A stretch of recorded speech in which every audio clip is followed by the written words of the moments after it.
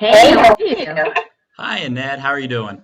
I'm good. I'm good. Excellent. Well, I appreciate you taking the time to talk to me today. Absolutely. Absolutely. I'm gonna try to hide some of my office loveliness back here. His drawings and stuff over there on the wall. No problem at all. That's great. That's great.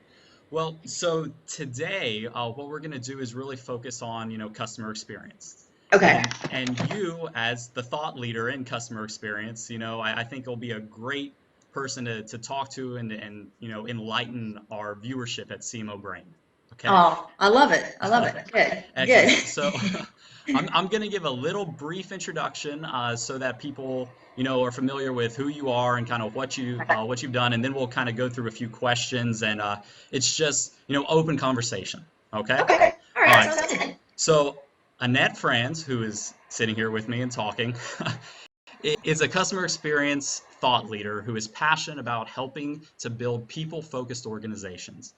She has built and led global teams of consulting services professionals and guided them to sell, design, implement, operationalize enterprise-wide customer experience solutions.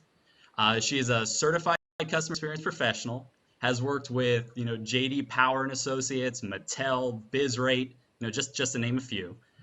She is now the vice president of customer experience at Touchpoint Dashboard. Sorry, and on top of all of this, okay, she has also been featured as one of the 100 most influential tech women on Twitter by Business Insider, and according to the Huffington Post, the number 17 of the top 100 most social customer services pros on Twitter. So did I forget anything? My head is swelling, I think. Great, great. That's awesome. Thank you. That's No awesome. problem. Well, again, I appreciate you, talking with me today. Could you kind of tell me a little bit about, what led you into customer experience optimization?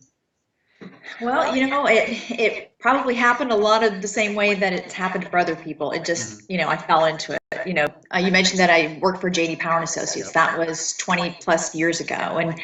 and when I took that position, um, or took several positions within JD Power over the course of the 5 years that I was there, I really got a passion for listening to the voice of the customer and really, improving the customer experience as a result of that feedback. We didn't call it, I don't think we even called it customer experience back then, right? I mean, we referred to customer satisfaction and customer loyalty, and that's it. This customer experience terminology has really come about in the last, I don't know, 10 years or so, right? Where people are really using that phrase, well, and sometimes to its detriment too. So, um, but that was sort of the start of it. And like you said, from there I went to Mattel, and then I worked for a couple of other research firms and joined BizRate. And I think that might be where we started to talk a little bit more about experience at that point. That was really the start of my foray into the technology side of things, all the tools that facilitate, creating that great customer experience. So from there,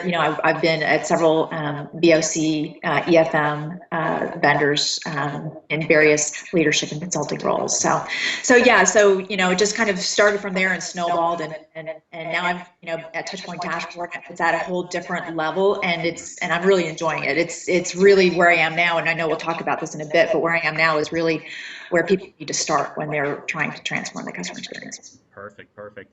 And since the name customer experience has changed and adapted so much, especially recently, could you kind of talk to me about what customer experience is, for those who have no idea? Sure. The way that I define it, and I think a lot of other folks define it this way as well, is it's really the sum of all of the interactions that a customer has with an organization, and that's from, throughout the life cycle of their relationship. And that starts even before they're a customer, right? It starts when they have a need for some product and they're really thinking about, where do I go to get this product, or where do I go to get the service? And then it goes all the way through to when they leave, because even when they leave, when they're no longer a customer, we hope at some point they'll come back and be a customer again. So, and I think it isn't just interactions, it's also includes things like product and price and everything that has to do with, all the different ways that a customer touches an organization and the way an organization touches a customer. Definitely, definitely. And so now that each organization is trying to get into customer experience, trying to take their organizations to the next level and engage and communicate and really build that following. What are some of the first things that and an organization can do to really start, mapping their customer journey? So shifting over to journey mapping, where they need to start is one of the first things they need to do is have executive buy-in for all of the things that they're trying to do anyways, right? Because if we start to have all of these little skunk works projects and all these little projects that we're trying to do here and there in different departments, and everybody is doing it because they have the right, they really want to do the right thing, and they want to improve the customer experience. But if we don't have sort of that executive commitment to do all the things that we want to do, we're not going to get the resources, whether it's human or capital or whatever resources that we need, and the entire organization involved in improving the experience. It really perpetuates that siloed thinking and the silos that so many organizations have today. So if we don't start with that executive buy-in, then we can't do anything. But going back to your question, actually journey mapping is a great way to get that executive buy-in as well, because what it does is it can really bring the customer story to life and bring the customer experience to life. And it's an aha moment for executives when they see, wow, these are the 30,000 steps we have customers going through as we're trying to have them call customer support, stuff like that. So it really is a great tool to get buy-in. Other than that, where to begin is really understanding who your customer is. Who are you mapping for, and who are you trying to figure out? What experience is it that you're trying to figure out what's going on there? So I tell people that they need to start with a persona, and what that persona, what that group of customers is trying to do, and then map the experience from there. So Definitely. And personas is a whole huge, undertaking, and it takes quite a while. I guess just without going into that topic in too much depth, understanding your customer. I mean, what are some tools that people can use to understand their customer better? Like, do you guys use surveys? Do you do customer focus groups? What really are the strategies that you would recommend individuals to take in this first step? yeah, that's, it can be both qualitative and quantitative research. It's definitely customer listening in any of the formats. It's the customer data that we have in our CRM systems, right? It's what we know, what customers tell our front lines every day. So there are a lot of different avenues for getting that information or data and really understanding who our customers are. But it's definitely all about listening, however you do it. Okay, great.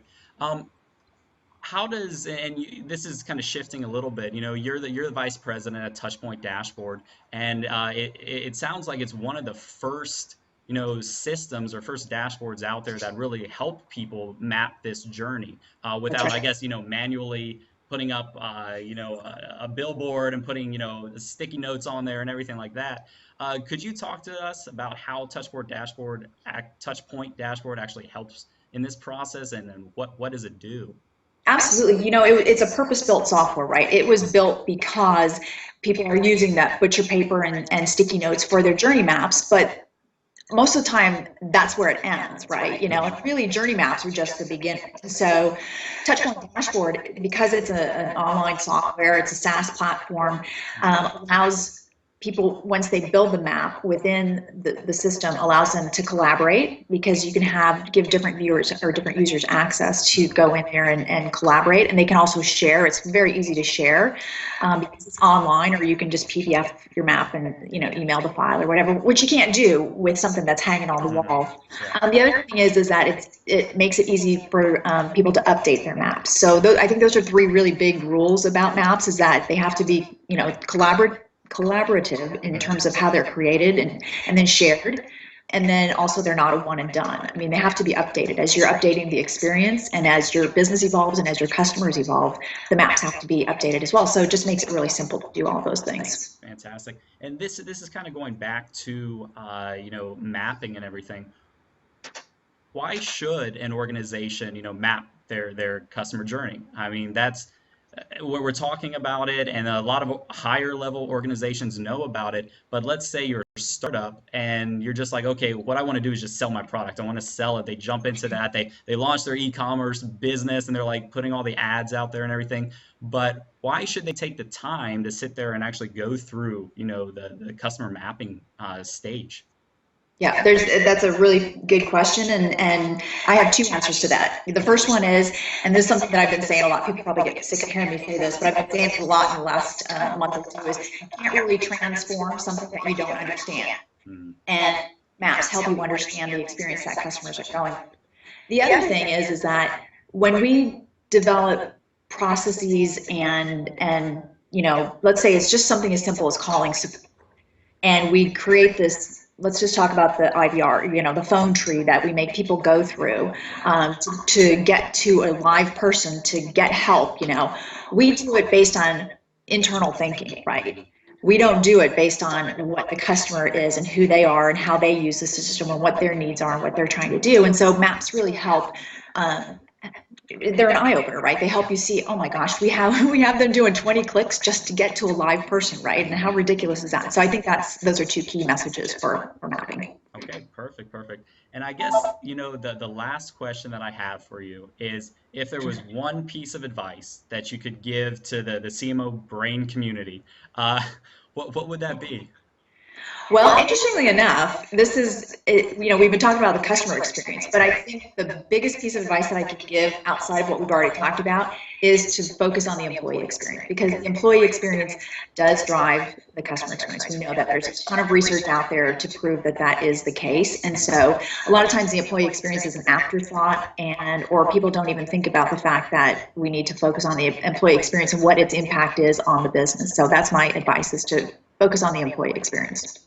Okay, perfect. Well, I really appreciate your time. That's all I have today. So, thanks again for taking the time to talk with me. Awesome. Thanks for having me. I appreciate it. Okay, thanks, Annette. And if you ever need anything, feel free to reach out. Awesome. Thank you. Same to you. Take care. All right. You too. Bye. Bye.